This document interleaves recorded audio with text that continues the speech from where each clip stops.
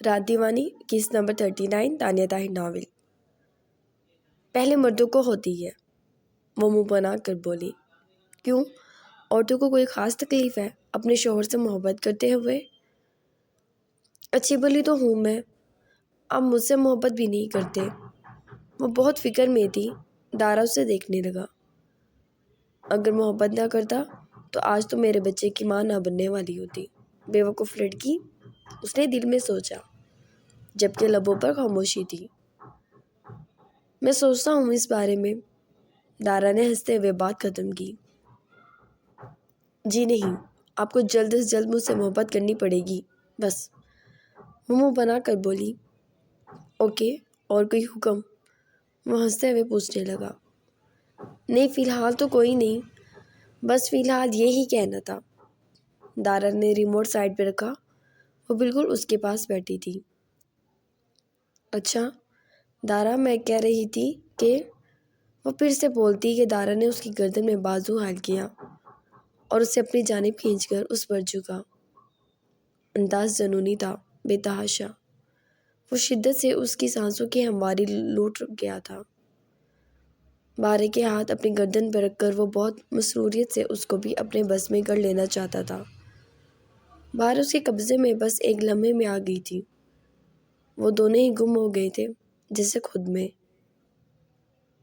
وہ گہرے سانس بھرتا ذرا سا ہٹا۔ تمہیں مجھ سے محبت نہیں ہوئی؟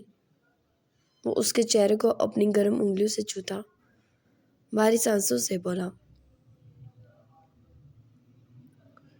بارے نے اپنی سرد انگلیوں سے اس کی بریڈ کو چھوا۔ آپ کو پتہ ہے مجھے آپ کی لیشز بہت اچھی لگتی ہیں۔ وہ ہلکا سا ہنسی۔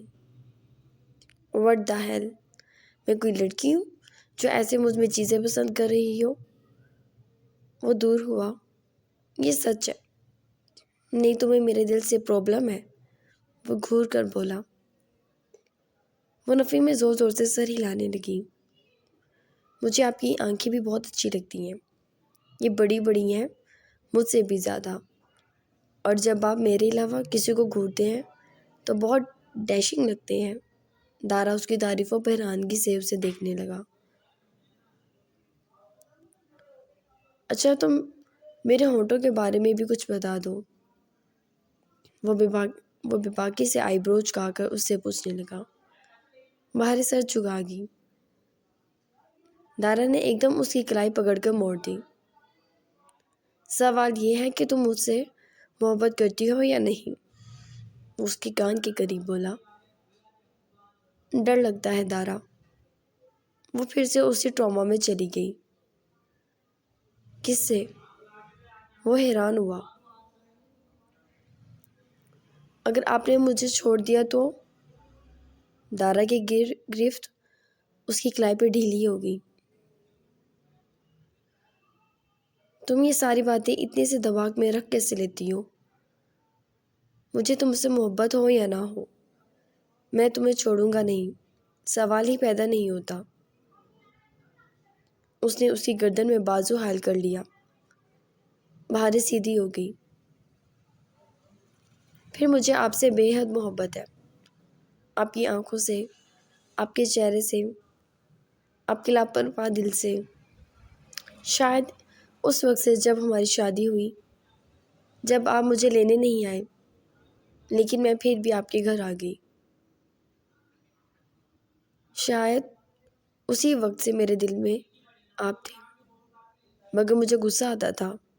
آپ نے سہائی کے لیے رشتہ بھیجا، مجھے غصہ آتا تھا۔ آپ نشرا بھابی کی پرواہ کرتے تھے۔ میں شاید اپنے غصے میں آپ کی محبت سے انجان تھی، جو میرے دل میں چھپکے چھپکے سے آپ کے لیے تھی۔ وہ بولی، مسکرا رہی تھی۔ دارا بھی مسکرا دیا اور اس کی پیشانی چوم لی۔ بہارے کو جیسے اطمینان ہوا وہ اسے کبھی نہیں چھوڑے گا، اس بات کی خوشی پر ہر چیز سے بڑھ کر تھی۔ وہ کچھ دیر اس کے سینے پر سر رکھ کے لیٹی رہی۔ دارا نرمی سے اس کی گردن پر اپنی انگلیوں کی حرکت کرتا رہا اور معلوم نہیں وہ کیسے سو گئی۔ دارا نے اس کی جانب دیکھا۔ بہت دنوں سے بھارے کا رویہ کھٹک رہا تھا، مگر ہر بار وہ جیسے اگنور کر دیتا۔ لیکن آج اس نے کچھ محسوس کیا تھا، اور اس کو اس کے تکیے پر کر کے اس نے اسے خود سے قریب کیا اور آنکھیں بند کر لی۔ اس کی خود بھی طبیعت نہیں ٹھیک تھی، تبھی وہ بھی جلد سو گیا۔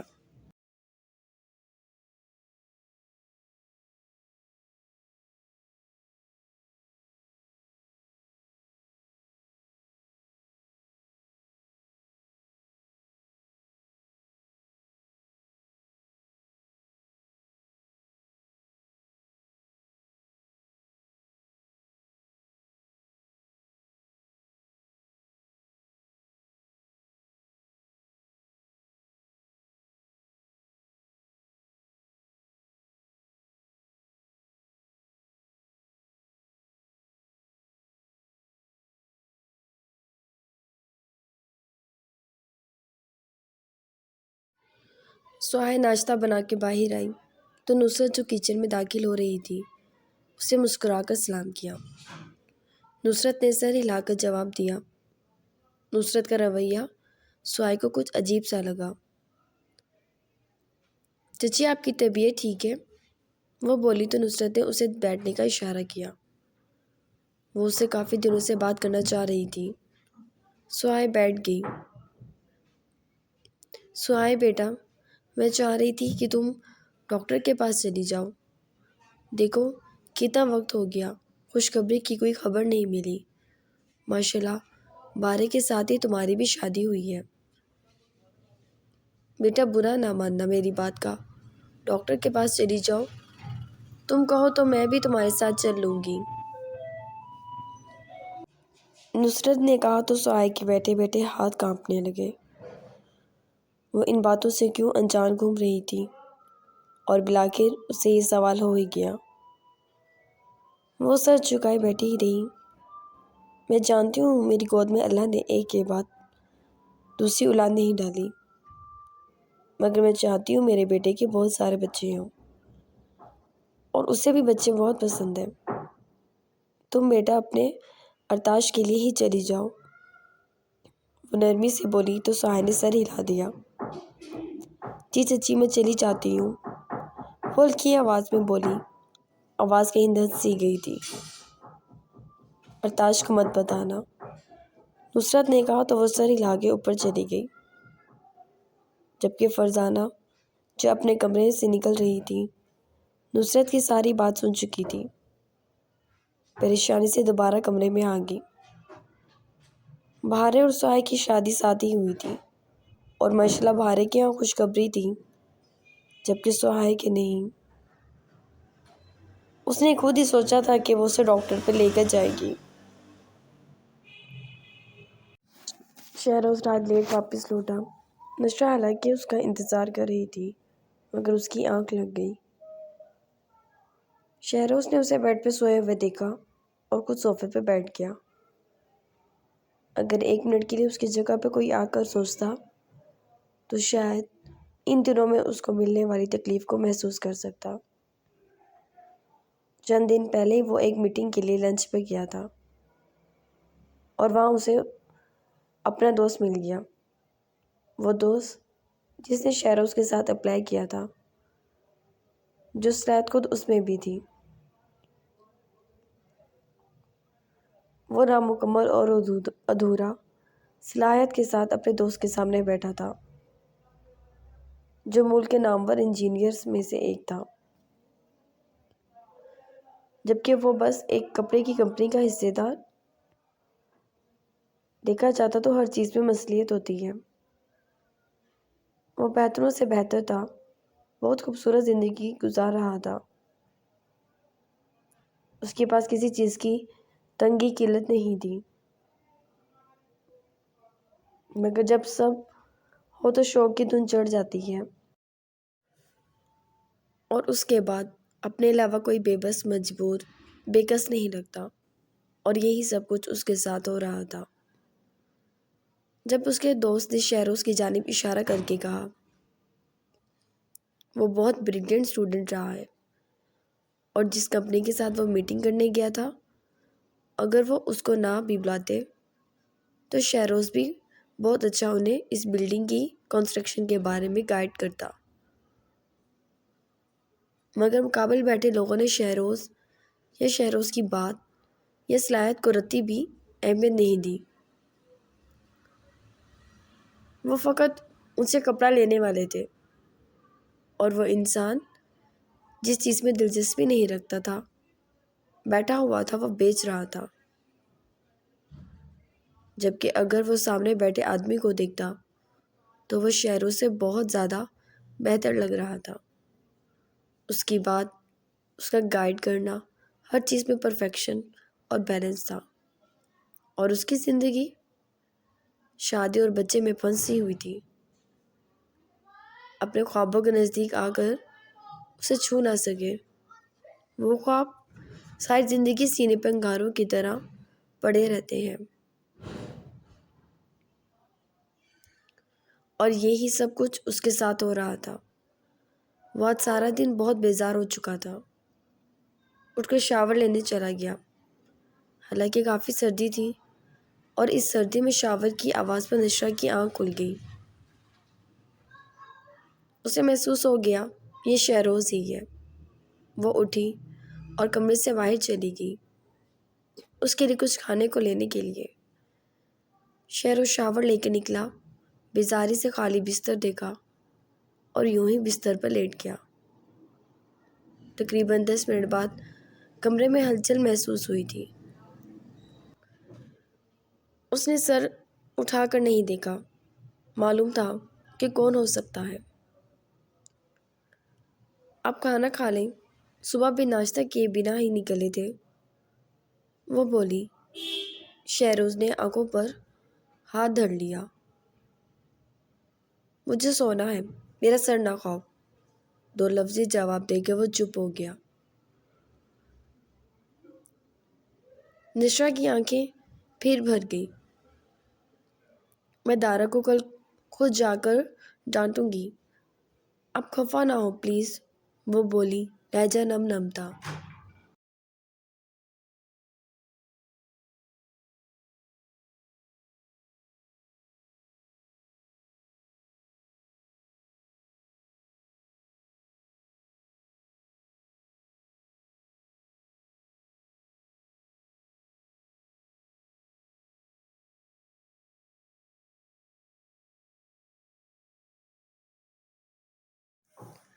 نشرا سے یہ سب مزید برداشت نہیں ہوا۔ یہ بہت خوفناک تھا کہ اگر کچھ عرصے میں وہ دوبارہ پہلے جیسا ہونے والا تھا تو وہ کرسی پہ بیٹھ کر اور رونے لگی۔ اسے کچھ سمجھ نہیں آ رہا تھا کیا کرے۔ دارا نے اس کے ساتھ بہت غلط کیا تھا، بہت زیادہ۔ اس نے صرف اپنا سوچا، بہن کو نظر انداز کر دیا۔ اب کس بات کا غم منا رہی ہو؟ یہی مر رہا ہوں تمہارے پاس، اور ایکچولی میری قسمت میں یہ 3rd اسٹینڈرڈ لائف ہی ہے۔ وہ چڑھ کر اصل مدعے پر آیا۔ نشا اس کی جانب دیکھنے لگی۔ اچانک اسے اب سب 3rd اسٹینڈرڈ کیوں لگ رہا تھا۔ شہروز کیا ہو گیا ہے؟ کوئی بات بری لگی ہے؟ میں کہہ تو رہی ہوں میں کل ہی جا کے دارا کو سناؤں گی، اگر ہو سکتا ہے تو میں اس سے کہوں گی وہ بلال سے معافی مانگے۔ آپ خفا مت ہوں، وہ اس کے سامنے بیٹھ گئی۔ اس کا جسم کافی بھر گیا تھا اب، اور رابعہ کے ساتھ ڈاکٹر پر بھی وہ باقاعدگی سے ہی جاتی تھی۔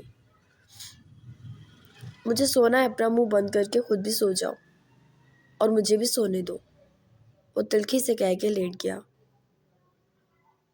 نشا نے ایک نظر کھانے کی طرف دیکھا اور کھانا ڈھک کر لائٹ آف کر کے وہ گال صاف کرتی دوسری طرف بیڈ پر آ کے لیٹ گئی۔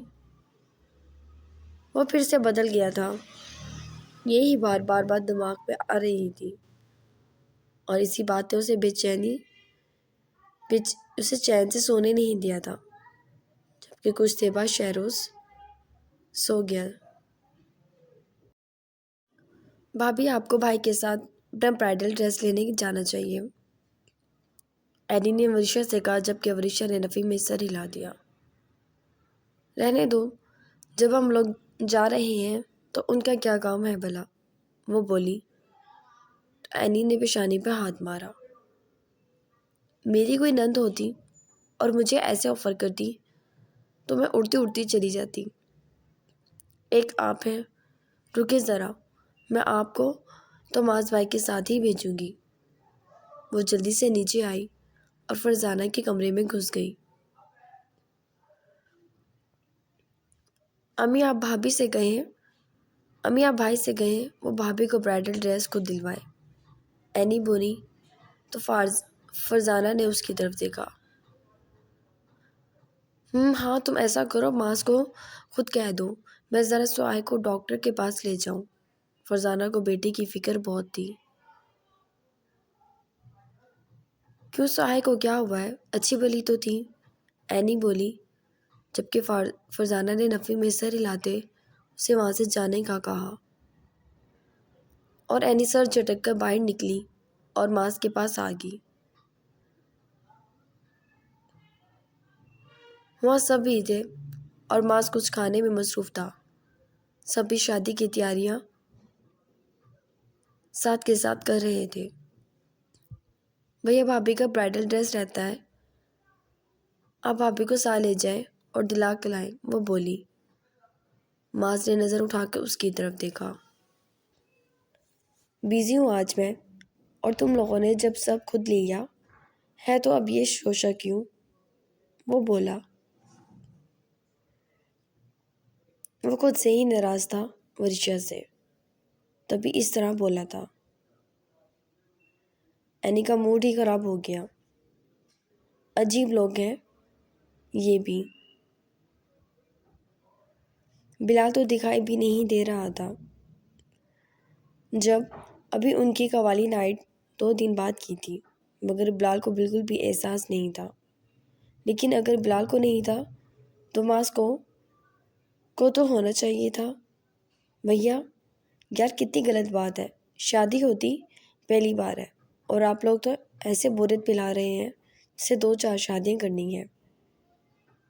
اس والی میں اگر نہ بھی شامل ہوں تو دوسری میں ہو جائیں گے، وہ بولی، جبکہ ماس کو ہنسی آ گئی۔ اب تم بہارے کی طرح ایموشنل بلیک میل مت کرو، اگر تمہاری بھابھی میرے ساتھ جانا چاہتی ہے تو لے چلوں گا۔ اس نے پیچھے کھڑی ورشا پر طنز اچھالا۔ ورشا چپ ہی رہی۔ جائے گی بھابھی بس، اور وہ بھی ابھی، اس نے کہا تو ماس ہاتھ جھاڑتا اٹھا، ورشا کی جانب دیکھا۔ چلیں، وہ کچھ سرد لہجے میں بولا، اور اینی کے فورس کرنے پر ورشا اور ماس دونوں برائڈل ڈریس لینے کے لیے چلے گئے، جبکہ دوسری طرف سہائے اور فرزانہ بھی ڈاکٹر کے پاس چلی گئی، جبکہ رامین، چچی اور نصرت رابعہ کپڑوں کے ساتھ نہ جانے کون سا اہم کام کر رہی تھی۔ اینی باہر لون میں نکلنے لگی، ارادہ بہارے کو کال ملانے کا تھا کہ اچانک اس کی زبردست ٹکر ہوئی۔ اس نے سر اٹھا کر دیکھا، بلال تھا، سنجیدگی سے کھڑا اسی کی جانب دیکھ رہا تھا۔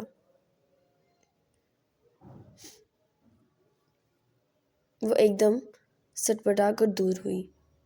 بلال نے بس ایک نظر، وہ بھی بے حد ناگواری سے اس پر ڈالی اور وہاں سے چلا گیا۔ اینی کو اس کی ایک نظر میں جو ناگواریت تھی اس کا احساس بڑی شدت سے ہوا۔ وہ اس کی پشت دیکھنے لگی۔ کیا کچھ نہیں تھا مگر اپنے ہر انداز سے ناپسندگی کا ظاہر کر گیا تھا۔